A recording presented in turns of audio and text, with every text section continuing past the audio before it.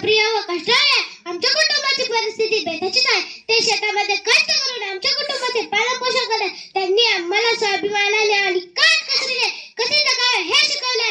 म्हणून म्हणावेसे वाटते, खिसा रिकामा असला तरी नाही कधी म्हणाले नाही. माझ्या बाबांपेक्षा श्रीमंत मी कोणी पाहिले नाही. माझ्या अन्नावर खूप प्रेम आहे. तसेच मला आई अण्णांविषयी आदरयुक्त भीती आहे. मी आई अण्णांना विचारल्याशिवाय कोणतेही काम करत नाही. मोठ्यांचा आदर करावा, नेहमी खरे बोलावे, नम्रता व वक्तशीरपणा हे सगळे गुण आम्ही त्यांच्याकडूनच घेतले.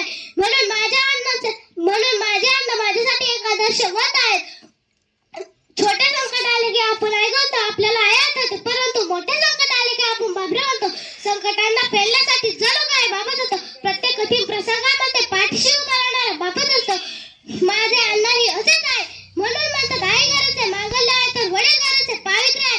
जगण्यासाठी माणसाला हवा पाणी दोन्हीची गरज असते. याशिवाय तो जगू शकत नाही. माझी आई पाणी आहे तर माझे अण्णा हवा आहे. म्हणजेच आमचे कास. माझे अण्णा उन्हा पावसात शेतामध्ये राबतात, प्रामाणिकपणे इतरांना मदत करतात. म्हणून माझ्या अण्णांचा मला अभिमान आहे. म्हणून म्हणतात, बाप घराचे इमान, बाप घराची कमान, घरदारांना पुरतो बापाचाच अभिमान, बापाचाच अभिमान, बापाचाच अभिमान. धन्यवाद. जय हिंद.